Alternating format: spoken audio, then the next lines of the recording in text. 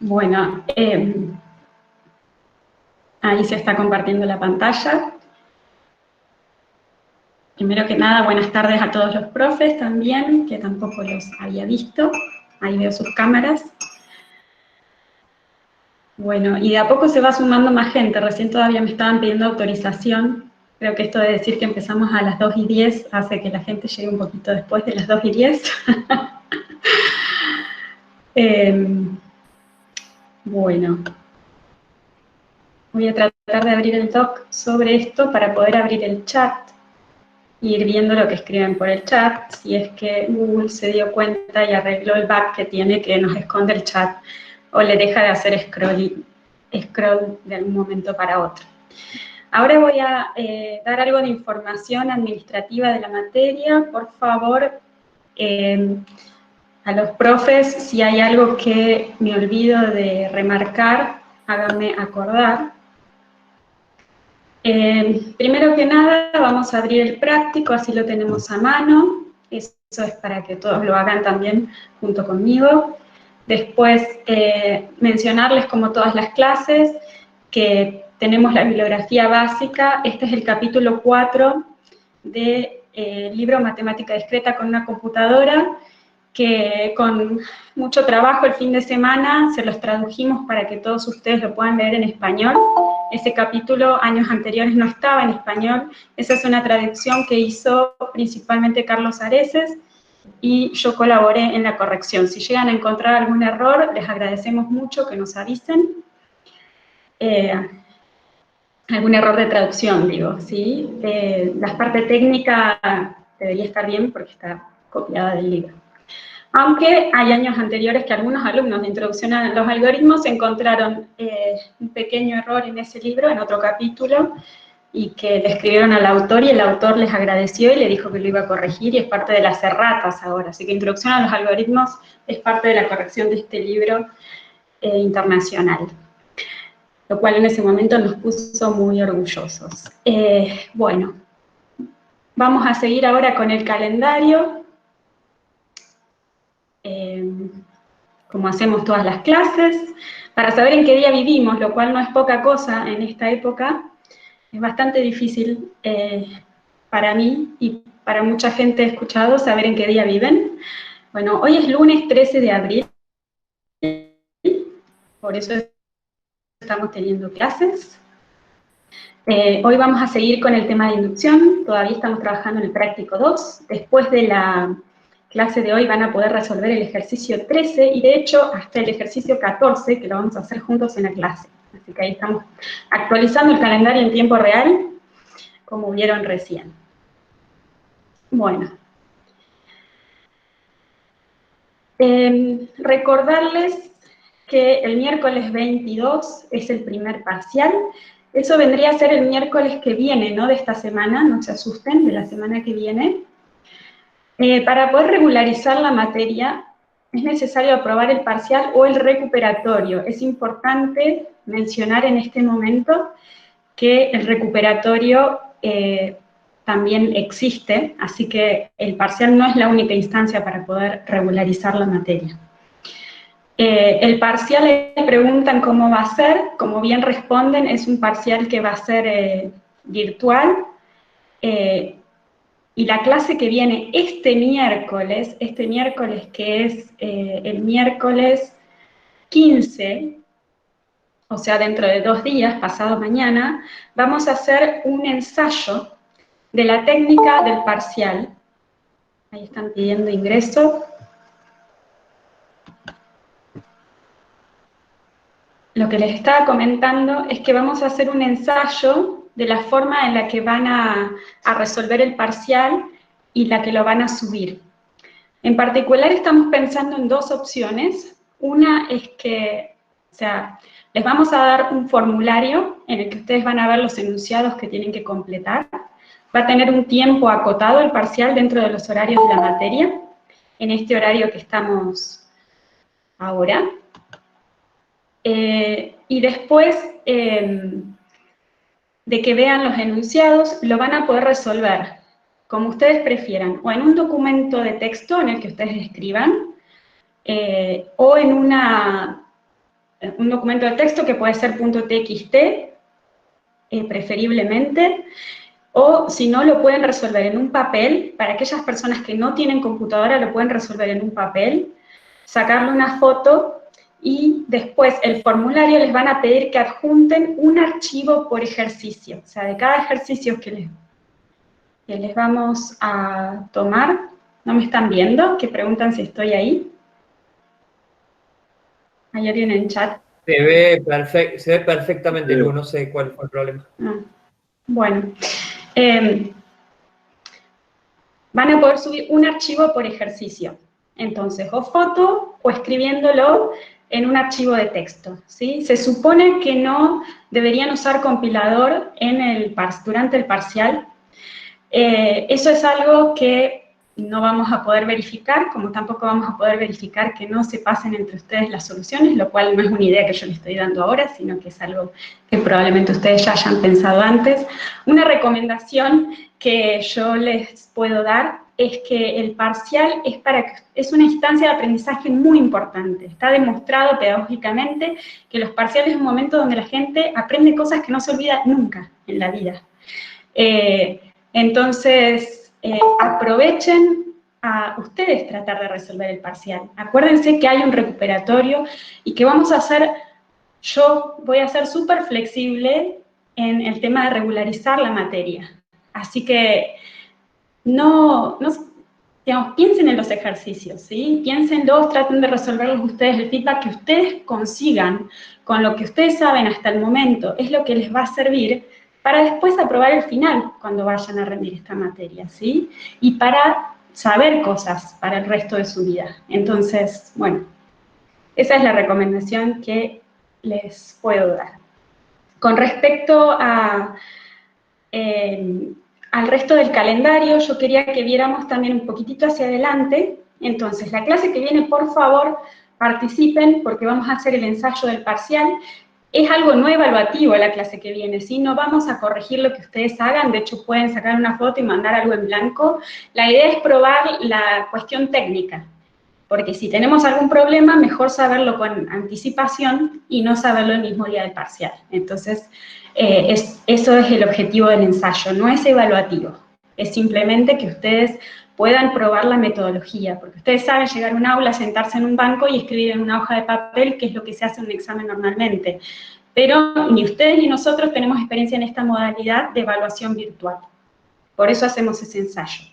El lunes que viene van a ser principalmente consultas para el primer parcial, por lo cual ustedes van a proponer esos ejercicios que más les cuestan y parte de la clase va a ser responder esos ejercicios. Todavía tenemos que charlarlo con Raúl, cómo va a ser la dinámica, pero ya sea en la parte teórica o en la parte práctica, ustedes van a poder proponer ejercicios y los vamos a resolver por el medio que sea más efectivo en ese momento, puede ser por Meet, si eso es lo que prefieren. Bueno, y después ya es el segundo parcial, eso sería el miércoles 22. El horario del parcial va a ser en el horario de clase. Les vamos a comunicar exactamente a qué hora va a empezar el parcial y a qué hora va a terminar. Es algo que todavía estamos definiendo. Pero seguro va a ser entre las 2 y las 6 de la tarde, para que vayan organizándose también en sus respectivos hogares con respecto a esa tarea. ¿Hay algo que me olvidé? ¿Alguno de los profes quiere hacer algún comentario? No, simplemente... No sé si comentarlo porque es una consulta que me llegó bastante recurrente. Es sobre el tema de los recursos de conectividad necesarios para rendir el parcial, que muchos están preocupados por si iban a poder acceder al parcial debido a su limitada conectividad.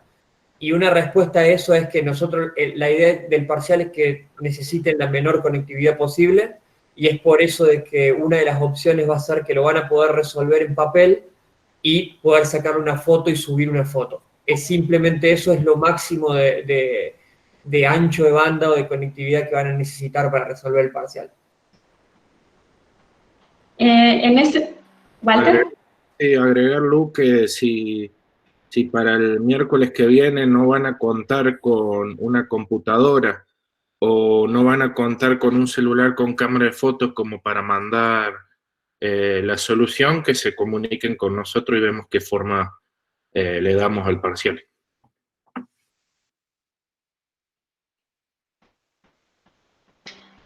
Perfecto. Bueno, si hay alguna duda también, por favor, pueden preguntar por voz o por chat con respecto al parcial, a lo que estábamos hablando hasta ahora. Disculpe, se me fue un segundito la conexión justo cuando estaba a punto de decir cómo sería la modalidad. ¿Lo puede repetir, por favor? Sí, les vamos a dar un link a un formulario en el cual ustedes van a poder leer los enunciados y luego van a poder subir un archivo por cada ejercicio que se pida en el parcial.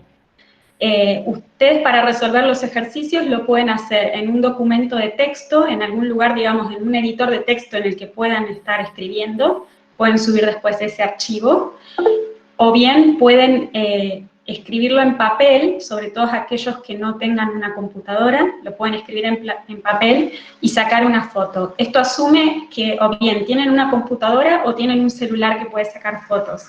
Si ese no es el caso de ustedes, por favor comuníquense con nosotros. O sea, tienen nuestros datos, nos pueden mandar un mail, pueden escribirnos por privado en el grupo de Telegram de cada comisión. Una preguntita sobre el archivo de texto, porque bueno, uso Linux. ¿No hay problema con el formato que tiene Linux o reviso que sea específicamente el formato que revisa los blogs de notas de Windows? Les recomendamos que sea un archivo de texto plano, o sea, un .txt, para no tener problemas de editores, ¿sí? Entonces lo pueden, dentro de Linux lo pueden generar, por ejemplo, con gedit, o lo pueden escribir en el editor que ustedes prefieran, pero que lo guarden como txt. No sé si los otros... Igualmente, los formatos de Windows y de Linux para TXT, para algunos caracteres son distintos, no hay problema con eso, lo vamos a poder abrir a los dos. Sí, Perfecto. traten de usar un editor de texto sin formato, preferentemente no usar Word o ese tipo de editores, sino usar Gedit en Linux o Notepad en Windows, ese tipo de editores, y guardarlo en TXT.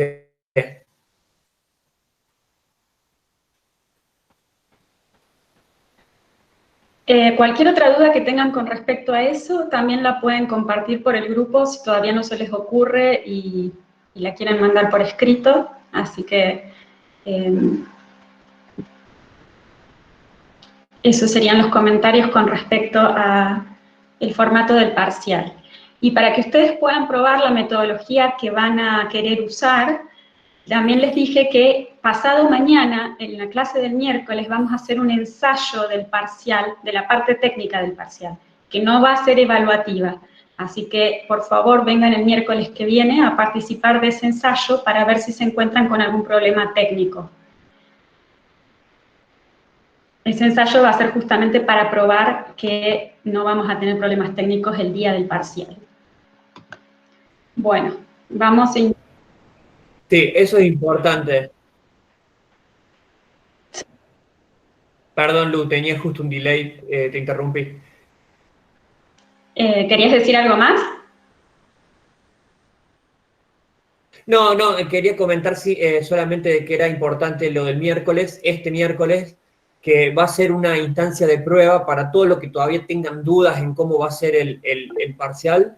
No se preocupen demasiado, el miércoles vamos a ir dándoles este miércoles 15, les vamos a ir dando las instrucciones necesarias para que hagan una prueba muy cortita de cómo va a ser esto de subir los archivos. Así que cualquier duda que tengan, no se preocupen demasiado. Este miércoles las vamos a disipar en esta instancia de prueba para que el otro miércoles ya no tengan estos problemas técnicos. Por eso, en conclusión de que no se preocupen demasiado, que este miércoles de alguna manera les vamos a enseñar cómo resolver el parcial en términos técnicos. Exactamente. Bueno, entonces, terminado con esa clase, vamos a hacer una pequeña recapitulación de lo que estuvimos viendo las clases anteriores. O sea, estuvimos trabajando mucho con listas, estuvimos viendo funciones recursivas sobre listas, funciones recursivas sobre más de una lista o funciones que hacen recursión en más de un argumento a la vez, por ejemplo, un argumento numérico y una lista. Y también en la clase pasada Raúl introdujo el tema de demostraciones por inducción sobre listas. Para continuar, hoy vamos a empezar con algunas recomendaciones de cómo encarar una demostración, de cómo encarar cualquier demostración, pero en particular las demostraciones por inducción. Después vamos a hacer una demostración por inducción paso a paso y vamos a reflexionar sobre esos pasos en base a las recomendaciones. Y en la parte 3 vamos a hacer una demostración por inducción con más de un caso inductivo. Entonces, empecemos por las recomendaciones de demostración por inducción. Estas son algunas prácticas, algunos consejos, los pueden tomar como consejos, que les pueden ayudar a hacer frente a teoremas. Si ustedes están leyendo un libro, por ejemplo, el libro de matemática discreta con una computadora, que es la bibliografía básica de esta parte, y hay partes que son más matemáticas, a veces uno toma la costumbre de saltear esa parte y seguir leyendo el texto. En esta carrera tratamos de que eso no pase y que ustedes tomen la costumbre de leer también la parte matemática de los libros, que muchas veces está más clara que la parte con texto, porque como sabemos el lenguaje, el español, todos los lenguajes naturales, el español, el inglés y demás, son ambiguos. La matemática y los lenguajes formales lo que tratan es de eliminar esas ambigüedades.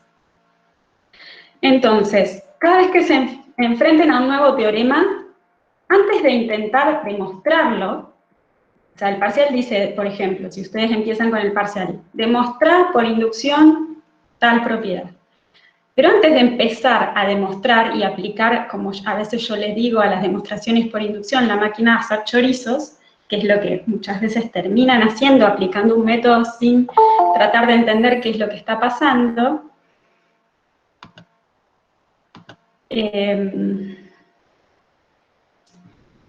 hay que leer el teorema, hay que leer la propiedad, entender y tratar de entender qué significa.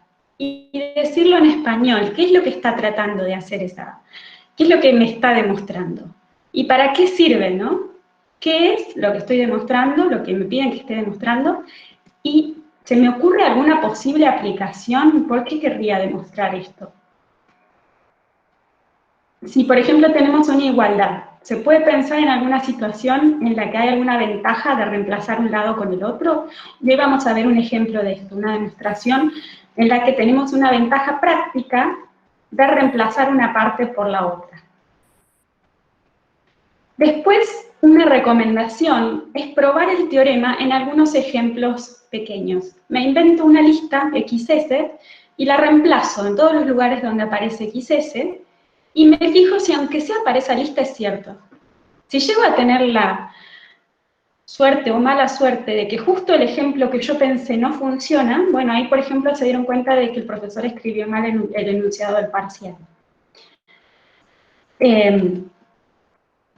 O sea, probar en un ejemplo, en general no me lleva a darme cuenta de que es falsa la propiedad, sobre todo si me están diciendo que es cierta, pero sí me lleva a entender mejor qué es lo que está haciendo. Entonces, si yo sé, por ejemplo, en qué orden se están aplicando las funciones, y lo pienso sobre un ejemplo, es más fácil después pensar en qué orden se tienen que aplicar las cosas y no hacerlo ciegamente y no cometer errores al momento de demostrar. Algo que es relacionado a esto es, bueno, ¿cómo pienso esos ejemplos? Bueno, pensemos qué pasa para la lista vacía, por ejemplo, ¿no? No hacer la demostración del caso base, sino nada más pensar si la propiedad es válida para la lista vacía. Y calcularlo sin tener que hacer la demostración formal. Y otra cosa que aparece más adelante, cuando ustedes ya tengan más experiencia en hacer demostraciones, es si esta demostración que estoy ahora se parece a alguna que hice antes, o quizás puedo aprovechar la otra demostración para no tener que hacer tan tan larga esta demostración. Esto va a venir con el tiempo y con los años de hacer demostraciones. Bueno, estos serían los consejos que los vamos a tener en mente, en particular durante las demostraciones que hagamos hoy por inducción. Acá hay un pequeño resumen que es principalmente para que ustedes lean de el principio de inducción sobre listas y un pequeño repaso de recursión, principalmente porque vamos a estar usando definiciones recursivas, como hizo Raúl la clase pasada, para hacer las demostraciones por inducción, porque estamos demostrando propiedades de estas funciones recursivas. Entonces, acá les dejo este texto para que ustedes lean y vamos a ir a ver sobre qué funciones vamos a estar trabajando hoy. Hoy vamos a estar trabajando usando definiciones de esta función, que es una función que definimos en una clase pasada, que hace la sumatoria de los elementos de una lista. Recuerden que el caso base que teníamos cuando la lista era vacía,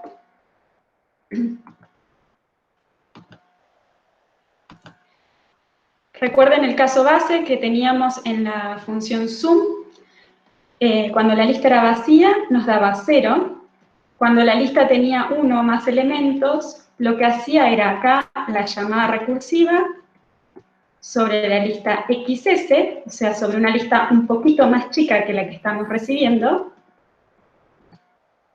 Esta es la lista X pegado a XS, y la recursión la hacemos, como mencionamos varias veces, sobre una lista más chica, para finalmente llegar al caso base y a la lista vacía. A esa recursión le sumo el valor de X.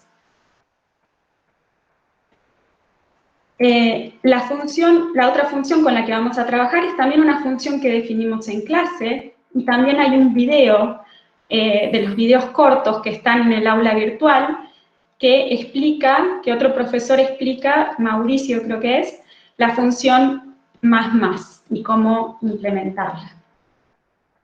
Esta función hacía la concatenación de dos listas.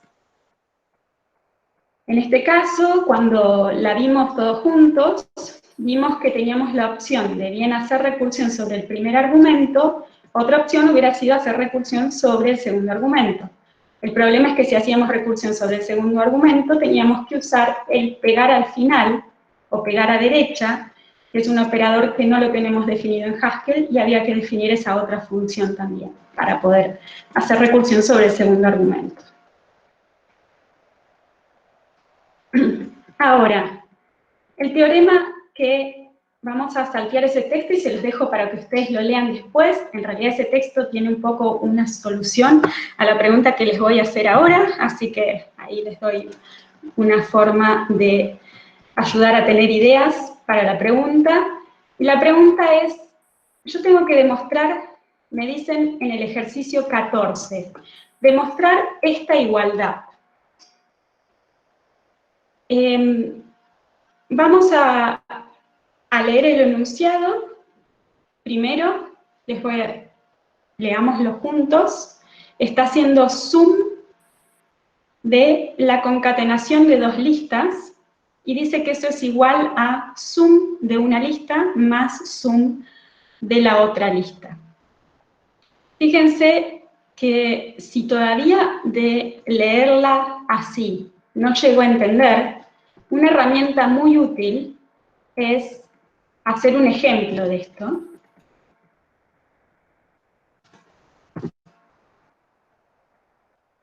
Fíjense, ¿qué valor podría tomar XS si yo estoy hablando de hacer un ejemplo?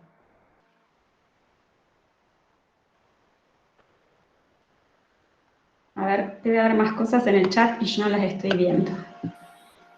Pero todavía no hay ninguna respuesta. Bien. Por ejemplo, ahí dicen la lista 1, 2. Y vamos a tomar otra lista, por ahora que no sea la lista vacía, No sé por qué Google decide esconderme el chat. Parece. Y la otra lista, ahí me dicen x es igual a 1, 2, 3. Acá no tenemos x, las variables que tenemos son xs y is. Supongamos que podemos usar, ahí Francesco me sugiere is 3, 4. Son todos tan originales como yo también se me ocurren las mismas listas.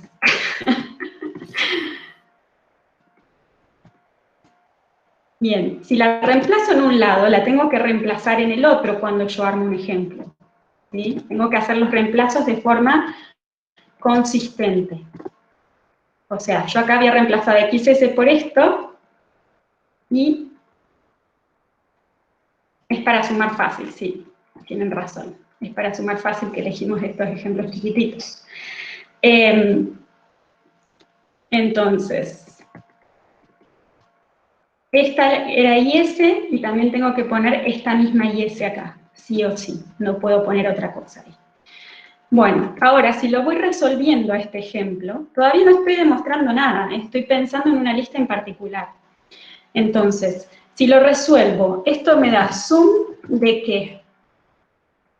Claro, ahí Walter encontró una que era más fácil de sumar todavía.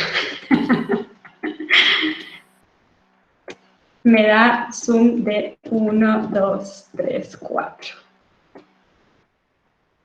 Y del otro lado me da, ¿qué es lo que puedo resolver del lado derecho?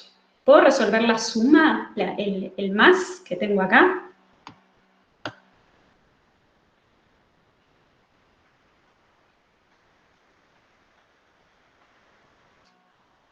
Bien, tengo que hacer primero el sum. Tengo que aplicar la función sum, como está diciendo ahí Manuela. Claro. Porque tienen mayor precedencia. Estas. Bien. Entonces me quedaría, esto me quedaría 1 más 2, y directamente podemos escribir el 3. Y este más que tengo acá sería este más que tengo acá. Y me daría, ¿cuánto me daría este? Bien, 7.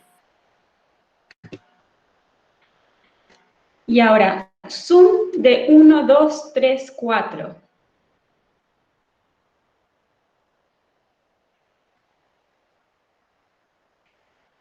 Sería 10. 10, bien. 10, acá fíjense que no estamos usando el método formal, nada más lo estamos haciendo como a mano alzada. En el ejercicio no les vamos, en el parcial no les vamos a pedir que hagan esto. Ustedes lo pueden hacer por su propio bien, para entender qué es lo que están tratando de demostrar, ¿sí? Pero igual, ahí está bueno que Walter fue agregando qué es lo que estábamos resolviendo en cada paso. En este caso sería todo. Esto y esto. Entonces, ahí nos convencimos de que para ese ejemplo funciona. Ahora, ¿qué pasa si yo les digo esto que era a lo que quería llegar? Pensar en posibles aplicaciones. Ya hicimos estas recomendaciones de leer el enunciado, tratar de expresar lo que dice la propiedad en palabras, probar en algunos pequeños ejemplos y pensar posibles aplicaciones. Ahí preguntan, ¿en el parcial no van a pedir resolución manual? En el parcial vamos a pedir ejecución, como dice Walter, manual de alguna definición recursiva de funciones. ¿Sí? Eso sí lo vamos a pedir en el parcial. El lunes, antes del parcial, como va a haber clases de consulta, les recomendamos, y les vamos a recomendar la clase que viene, algunos parciales concretos, que ustedes resuelvan parciales viejos que hay en la página de la materia, y vayan a hacer consultas sobre esos ejercicios de parciales también, ¿sí? Así que esa sería otra recomendación. Bueno, siguiendo con el hilo de la clase, lo que yo quería llegar acá era pensar en posibles aplicaciones. ¿Para qué me puede servir hacer esta demostración? En un trabajo, por ejemplo. Si ustedes son programadores, ahí vuelvo al documento. ¿Para qué me puede servir hacer esa demostración? ¿Alguien se anima? Pueden escribirlo en el chat, pueden usar voz, o sea, usar su micrófono si tienen.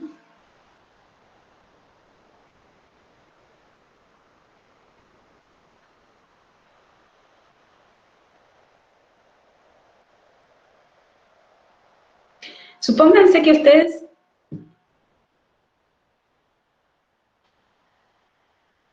ahorrarme llamar a Zoom 2 veces.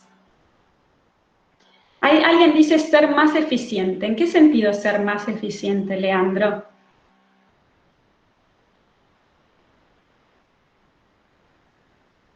Ahí dice, si la función definida es muy compleja, es más conveniente usarla lo menos posible.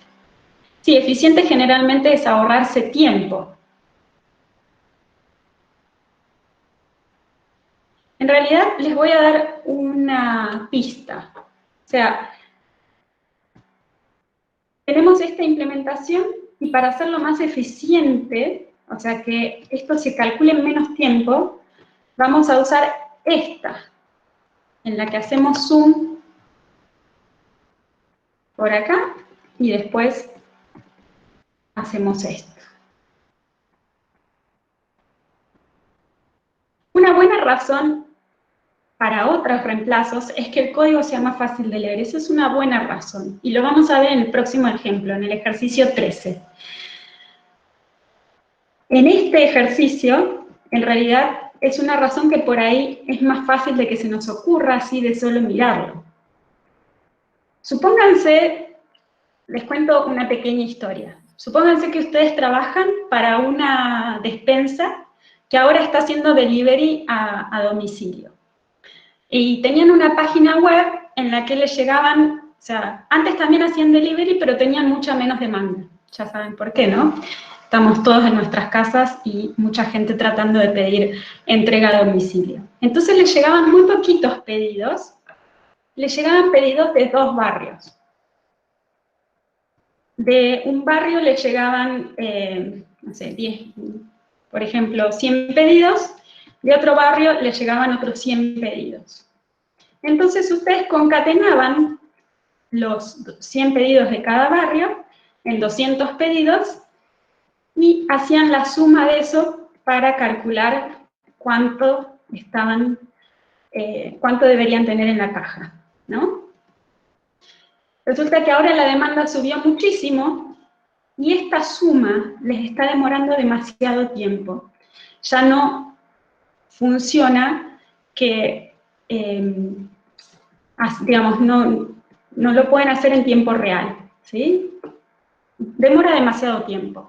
Entonces, no pueden salir a comprar una computadora más poderosa, no tienen plata para hacerlo, pero tienen otra computadora igual que la que usaban antes, que está ahí juntando tierra en una esquina.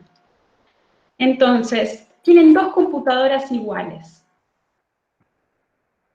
Y se les ocurre dividir la mitad de las cosas que vienen de un barrio, y acá podrían sumar la mitad de las que vienen en el otro barrio. Entonces, claro, exactamente. Podemos dividir el trabajo y ahora en la mitad del tiempo van a poder hacer este cálculo. Esto se llama paralelizar. Porque hay una materia optativa en la licenciatura en Ciencias de la Computación que justamente habla de algoritmos paralelos que sirven, claro, sumar en paralelo. Están las 2 computadoras trabajando a la vez, ¿no? Ponen las 2 computadoras a trabajar a la vez y van a demorar la mitad de tiempo en hacer la suma.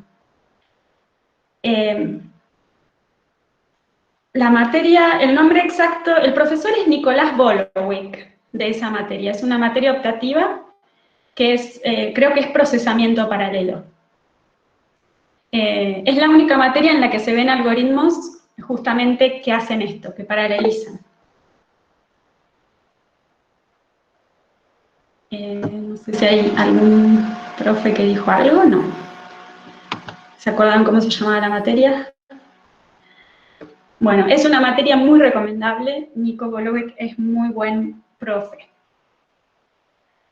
Hay muchos algoritmos paralelos que se usan, por ejemplo, en placas gráficas. De bitcoins yo no sé mucho, así que ahí les debo ese comentario, pero sí sé que la GPU, computación paralela, ahí dijo Raúl.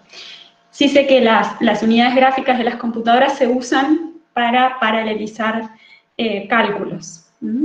Entonces, esto sería su primer paralelización, por ejemplo, de un algoritmo, a través de una demostración por inducción. Así que las demostraciones por inducción pueden tener muchas posibles aplicaciones. En la próxima, como mencionaron, vamos a ver la aplicación de hacer que el código sea más legible. Y a la vez más eficiente, vamos a ver. Bueno. Lu, ahí agregué en el chat Sí. cómo hacer para que el intérprete de Haskell muestre después de cada ejecución el tiempo y el espacio que gastó en hacerla. Si quieren jugar con eso para ver qué cosa tarda más en su computadora, por ahí en REPL va a ser un poco más difícil porque es un bicho más grande, entonces posiblemente tarde poco para todo, pero si quieren jugar con cálculos en el intérprete y ver cuánto tarda, pueden hacer eso. Genial. Buenísimo. Una cosa, sí, háganlo con el compilador en sus computadoras, porque en REPL tienen toda la demora de la red también, así que es difícil que vean el impacto real del cálculo.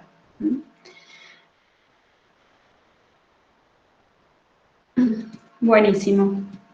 Bueno, entonces, ahí pensamos una posible aplicación. De hecho, esta aplicación estaba explicada en este texto de acá arriba, ¿sí? Por eso les decía que la respuesta estaba en el texto anterior. Así que, de nuevo, les recomiendo que vayan a leer el texto que está dentro del documento. Lo escribo ahí para que les sirva para repasar estas cosas. Bueno, entonces, este sería nuestro paso 0. El paso 0 es seguir las recomendaciones que vimos al principio de la clase.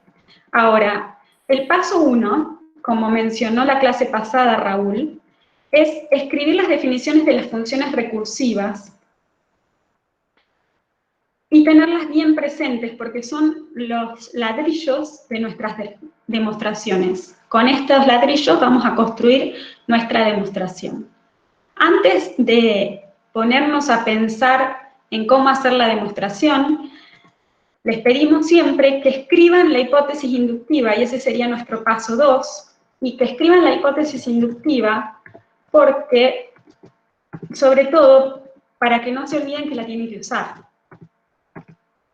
Entonces, acá era sum de XS más sum de IS.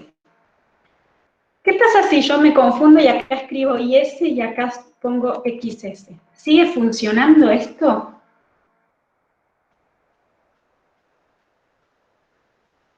Tenés un más donde debería ser un más. Ah, sí. Ahora sí hago la pregunta de nuevo. ¿Sigue funcionando esto? ¿Lo puedo demostrar? En realidad es bastante fácil encontrar un ejemplo. Bien. ¿Por qué es que funciona esto?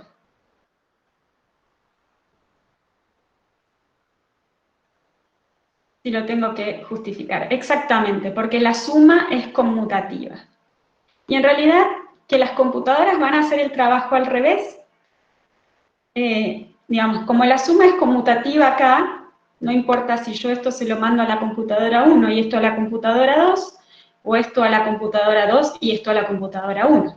¿Sí? Son números, y la suma es conmutativa, así que esto va a seguir funcionando.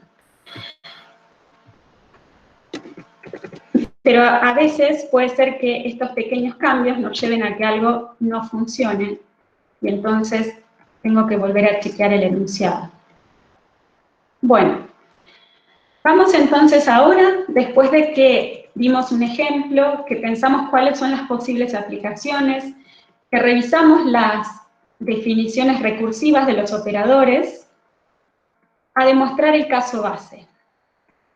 El caso base, como dijo Raúl la clase pasada,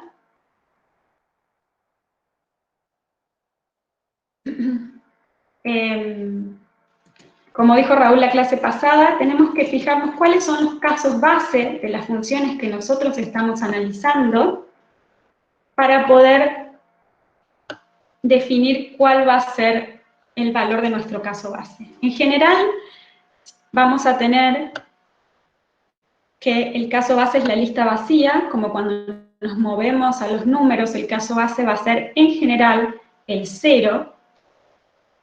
Entonces, como acá vemos que nuestros casos base de las funciones recursivas son la lista vacía, vamos a hacer lo mismo acá.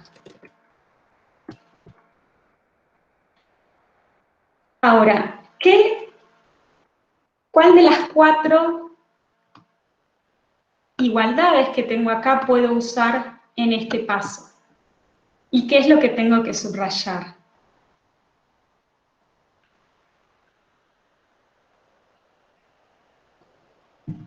La pregunta era, ¿cuáles de estas 4 igualdades puedo usar?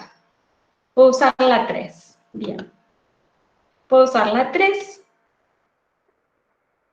¿Hace falta que yo diga acá cuál es la instanciación que voy a usar?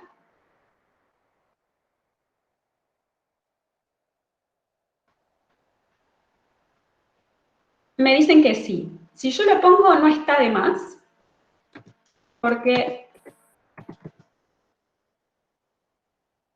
por ahí dicen no, porque es el caso base. En realidad, la respuesta que yo estaba esperando era no, pero no por esa justificación. La clase pasada habíamos hablado de otra justificación, pero déjenme, o sea, si la ponemos, no hay problema. Lo que hay problema es cuando no la ponemos y sí hace falta. No es porque es el caso base. Ahora vamos a ver por qué es que no hace falta exactamente, justo porque tiene el mismo nombre. Por eso, para poder llegar a eso, vamos a ver, si lo quisiéramos hacer, ¿cuál es la variable que yo tengo que instanciar acá? ¿Cuál es el nombre de la variable que tendría que instanciar? ¿Dónde la tengo que mirar?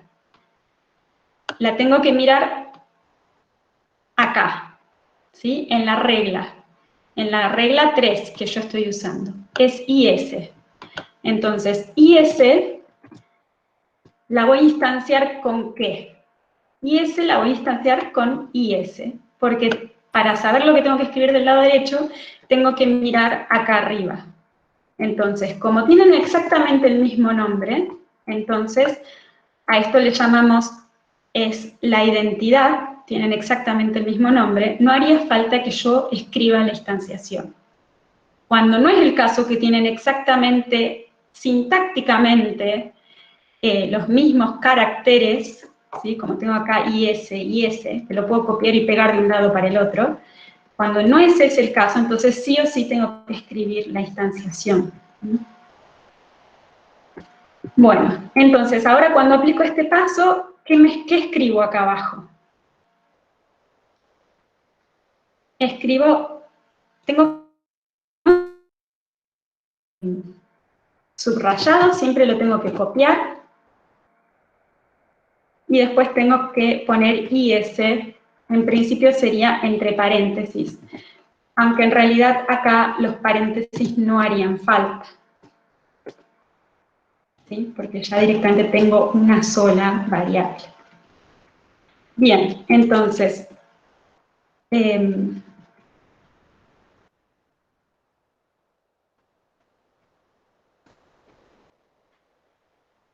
bueno, entonces,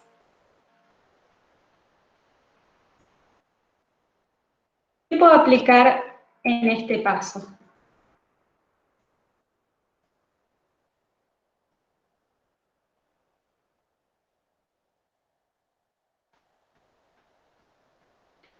a veces es bastante difícil darnos cuenta qué podemos aplicar si no empezamos de toda la igualdad.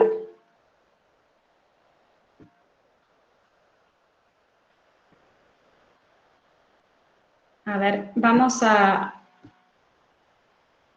volver al documento y tratar de llegar a lo que quería llegar antes de analizar lo que está en el chat. Espérenme un ratito. Lo que pasa acá, lo que quería que vieran, es que si ustedes empiezan del lado izquierdo de la igualdad, nada más, y no escriben toda la igualdad acá, es difícil saber por dónde tengo que avanzar, ¿no? Porque cuando me trabo en el lado izquierdo, muchas veces puedo seguir del lado derecho. Una pregunta bastante usual que viene de acá en adelante cuando hacen las demostraciones es, ¿para qué tengo que escribir 2 veces lo mismo si después voy a llegar a una igualdad? Y hay algunos que dicen, ¿no puedo empezar del lado izquierdo y llegar al lado derecho? La respuesta es sí, pueden empezar del lado izquierdo y llegar al lado derecho. Pero eso puede ser más difícil de hacer, sobre todo cuando no tienen mucha costumbre de hacer demostraciones. Entonces, una recomendación es que escriban toda la igualdad al momento de empezar. Entonces, lo que teníamos que escribir acá es sum de lista vacía, porque fíjense que lo que estoy haciendo es copiando esto, ¿no? Y XS dijimos que lo íbamos a reemplazar por la lista vacía, más sum de IS. Entonces, ahí es más fácil ver qué es lo que yo tendría que hacer en el paso siguiente, porque, voy a sacar cursiva, porque puedo simplemente avanzar por el lado derecho cuando me trabé en el lado izquierdo. Muy bien. Ahora sí, vuelvo al chat y ahí había algunas sugerencias. Por ejemplo, X más sum de IS, ahí no veníamos con un X, no sabemos de dónde puede haber salido ese X, es una variable indefinida, ¿sí? Por ahí decían aplicar 2, pero 2 no se puede aplicar acá en ningún lado, porque no tengo el 2 puntos en ningún lado en esta parte. Entonces, justamente, Benjamín lo que decía es, yo a esto le puedo sumar 0, porque el 0 es el neutro de, esa sería la justificación, porque el 0 es el neutro de la suma, entonces lo puedo sumar y no cambia nada. Sin embargo, es difícil que se les ocurra esa idea si no tienen este lado derecho acá escrito. Si lo tienen escrito, se van a dar cuenta que esto se va a reemplazar por 0, entonces acá me serviría sumarle un 0. Así que, en definitiva, la demostración es escriban toda la igualdad para poder que las demostraciones les salgan más fáciles. Y justamente, como estaba diciendo Benjamín y como dice Jorge también, ahora lo que podemos aplicar es la regla 1. ¿Y sobre qué aplicamos la regla 1? La igualdad 1, la ecuación 1. Sobre sum de la lista vacía. Exactamente ahí. Acá tengo que escribir la instanciación.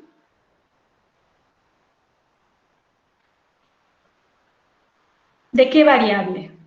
¿De qué variable? Jorge me dice que sí, que tengo que escribir la instanciación. ¿De qué variable la tengo que escribir? No hay variables. Así que ese es otro caso en el cual no hace falta escribir la instanciación. Si no tengo variables, no tengo que instanciar.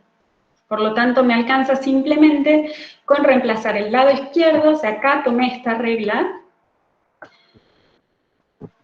La lista vacía es una constante, perfectamente, sí. Es una constante, no es una variable. Entonces, la lista vacía la reemplazo por 0. Por 0, como vemos acá. De nuevo, tengo que acordarme de copiar todo. Algún error bastante común es traerme solamente en lo que estoy prestando mi atención, que es la parte que tengo subrayada, pero yo tengo que copiar todo. Por suerte acá tenemos el copiar y pegar. Bien, ¿y acá qué puedo aplicar?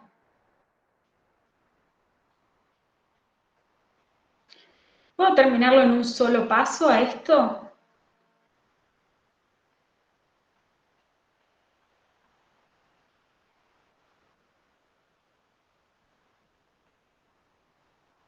Claro, si yo digo que esto es el neutro de la suma, justamente el neutro,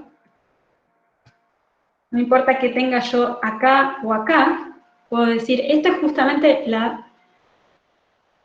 una instanciación de lo que sería el neutro de la suma, todo esto.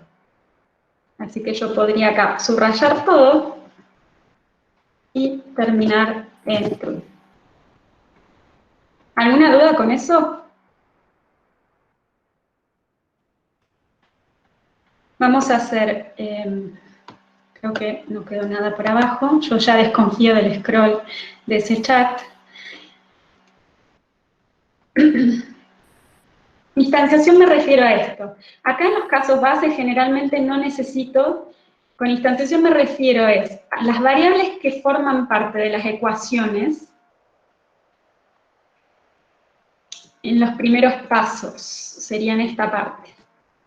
Estaba haciendo dos cosas a la vez. Yo les estaba dando un ejemplo de lo que pasa cuando empiezo del lado izquierdo solamente, que es por ahí me quedo sin saber por dónde seguir.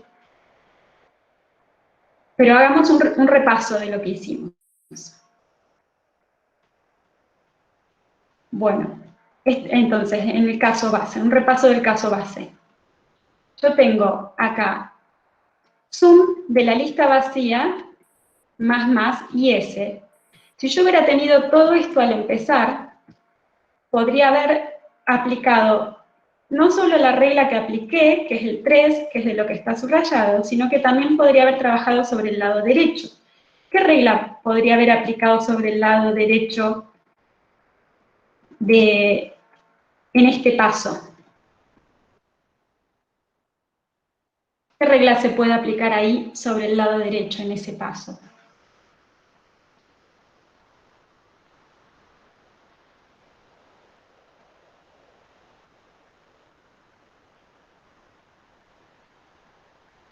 Había más cosas. Podría haber aplicado uno.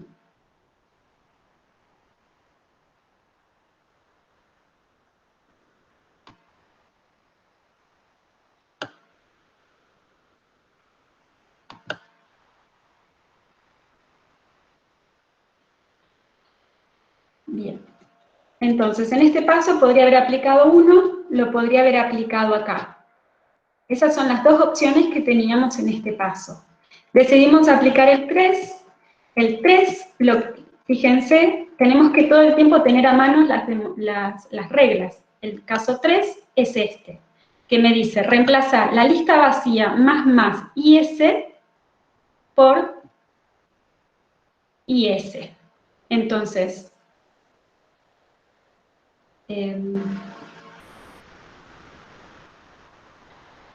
esto lo reemplazamos por IS, que es lo que me dice justamente la regla 3,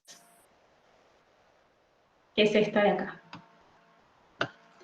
Ahora, la instanciación, lo que hicimos fue decir, la variable que está acá, esta IS, va a tomar el valor IS, que es el que tengo acá arriba.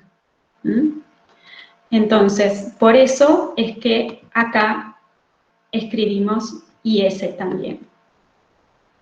Ahora, cuando ya hicimos este paso, copiamos todo lo que no está subrayado, sería esta parte se copia tal cual como la parte de arriba, y ahora la regla que podemos aplicar acá es 1.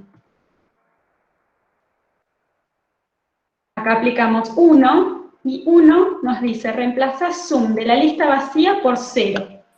Entonces reemplazamos sum de la lista vacía por 0. Y nos queda esta expresión. Esta expresión yo podría haber hecho varios pasos, o sea, este paso, esto por el neutro de la suma me podía dar sum de IS, y después en un paso más terminar por reflexividad de la igualdad. Pero directamente también podíamos usar neutro de la suma y terminar con true.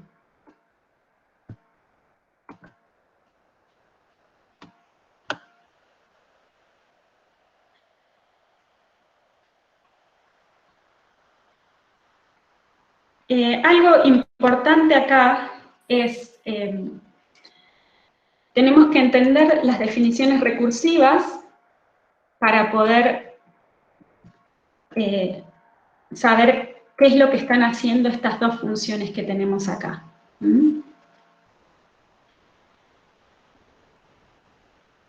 Una vez que tenemos definidas estas funciones, las demostraciones en realidad son simplemente reemplazos de lo que está a la izquierda del igual por lo que está a la derecha del igual.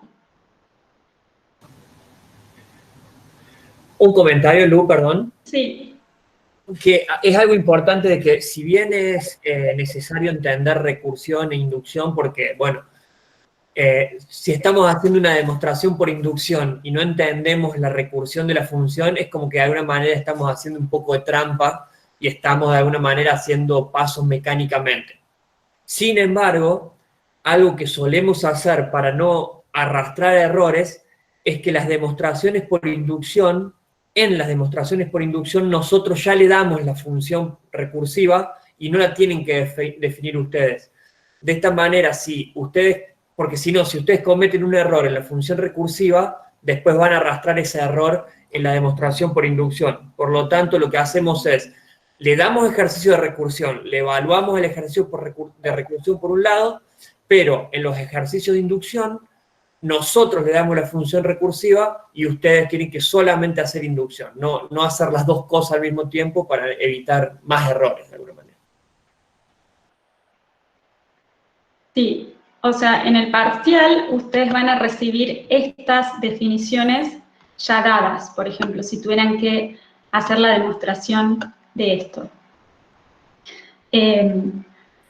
Justamente para que no arrastren errores. Estos ejercicios igual les pueden servir para que ustedes repasen, digamos, antes de ponerse a resolver una demostración por inducción. Si tienen que usar una definición recursiva que todavía no la entienden, mi recomendación es que hagan una ejecución manual de un ejemplo de esas funciones. ¿Sí? Si ya las tienen definidas, aunque sea ese ejemplo, les va a ayudar a entender cuál es la dinámica que está teniendo esa función y en qué momento, por ejemplo, llega al caso base. Bueno, ahora viene el caso inductivo de esta demostración. Vamos a dejarla para después del descanso. Vamos a hacer 5 minutitos de descanso. Son 3 y 10. Profe, una pregunta. Disculpe. Sí. Era para saber de dónde sale el primer paso del tercer paso, o sea, de la demostración de caso base. Me había perdido ahí.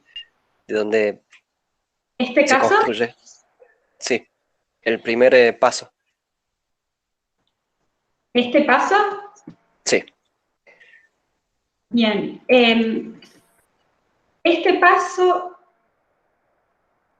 cuando empezamos a demostrar el caso base, lo que hacemos es copiar lo que estamos tratando de demostrar, que sería, o sea, este es el enunciado que estamos tratando de demostrar, que es lo mismo que la hipótesis inductiva, y vamos a hacer explícito este paso para que quede claro lo que estamos haciendo. En este paso, lo que estamos haciendo es una instanciación, no es una igualdad lo que tenemos, ¿sí? Acá. Lo que estamos haciendo de este paso a este paso es una instanciación. Generalmente este paso no se hace de forma explícita porque no hay una igualdad acá, y a veces esto confunde. Y no pueden poner que esto no es igual a esto, ¿sí? Vamos a escribir acá explícitamente cómo estamos haciendo la instanciación.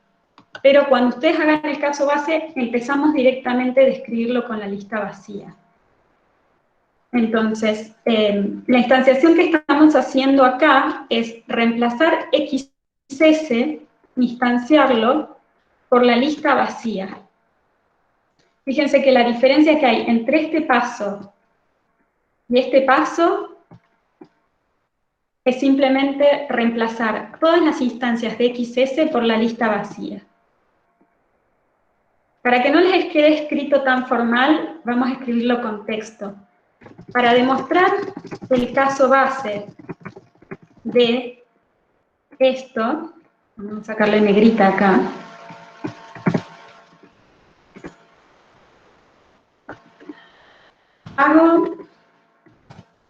Hago inducción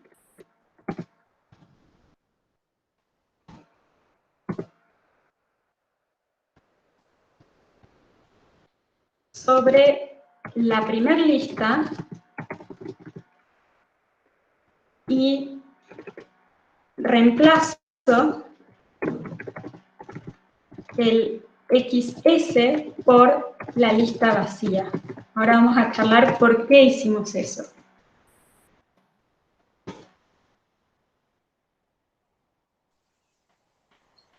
Bueno, no sé por qué eso no se pone, se le sale la negrita. O sea, para demostrar el caso base de esto, voy a hacer inducción sobre la primera lista y reemplazo XS por la lista vacía. ¿Por qué les parece que hacemos inducción sobre la primera lista en este ejercicio?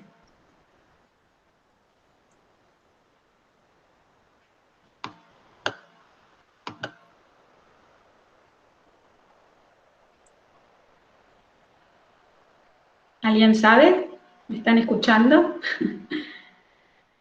Sí, sí, se escucha. Por el caso 3, exactamente.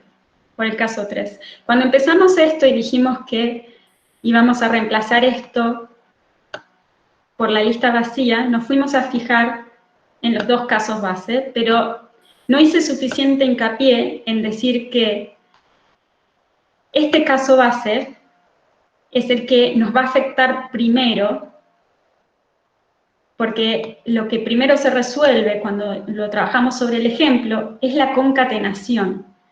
Entonces, la concatenación está haciendo recursión sobre el primer argumento.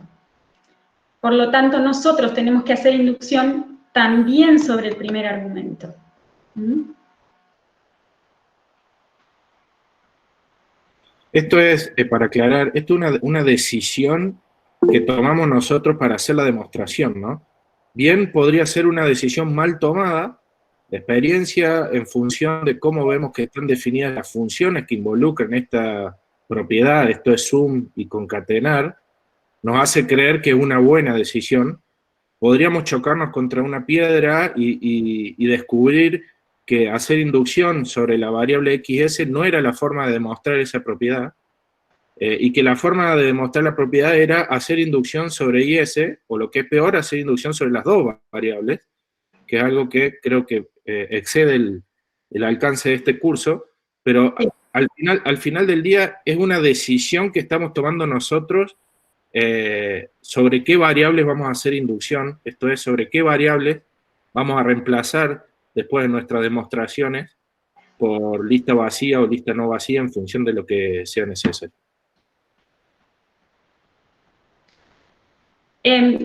Relacionado a la pregunta que está haciendo Leandro Ismael, era que yo quería plantear qué pasaba si decidíamos en realidad no hacer recursión sobre XS, no hacer inducción sobre XS, ahora empezamos, sino hacer inducción sobre IS, ¿no? Entonces yo tenía esto y decía, bueno, voy a hacer inducción sobre IS, así que el que va a venir a hacer, actividad luna, el que va a venir a hacérseme vacío es el IS,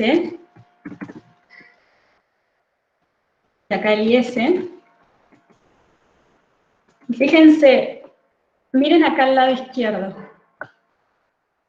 Fíjense que yo tengo este patrón acá. Y quiero que este patrón machee con alguna de las cosas que tengo en 1, 2, 3 o 4. ¿Qué pasa? cuando busco ese macheo. Bueno, en 1 y 2 no me va a funcionar, porque 1 y 2 son de zoom, y yo ahora estoy con concatenar acá. El operador que estoy resaltando es concatenar. Así que miro 3 y 4. ¿Qué pasa? No machea para nada. Ahí ya me estoy dando cuenta que no puedo hacer inducción sobre IS, ¿sí? Y tampoco hice muchísimo trabajo, ¿no? Simplemente empecé a hacer el caso base y ya me di cuenta. Tengo que hacer recursión, tengo que hacer inducción sobre XS, sobre el primer argumento, que es justamente el argumento sobre el que se hace recursión en esta definición de concatenar. Fíjense que una sutileza es que justamente sumando a lo que decía Walter y a lo que acaba de explicar Luciana, es que en realidad ustedes están demostrando una propiedad sobre las listas, pero en realidad están demostrando una propiedad sobre esas funciones sobre listas, no solamente sobre las listas. Porque básicamente ustedes están probando que la combinación de esas dos operaciones, que son sum más, se comportan de cierta manera. Entonces es muy importante la estructura del programa que ustedes tienen, la estructura de sus funciones. Entonces tiene completo sentido de que quien les condiciona los casos base y el caso inductivo sean esas funciones, porque ustedes están demostrando efectivamente propiedades de esas funciones sobre listas. Entonces, ¿hacen inducción sobre listas? Sí, pero cómo estructuran esos casos viene dado por la estructura inductiva, por la estructura recursiva que les da las funciones que están utilizando.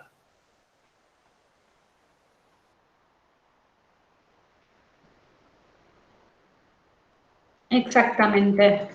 Entonces, fue muy buena esa pregunta porque nos llevó a aclarar eso que no había quedado claro desde el principio. Así que ahora, con esto que acabamos de procesar, vamos a ir a un pequeño descanso de 5 minutos y volvemos a hacer el caso inductivo de esta demostración.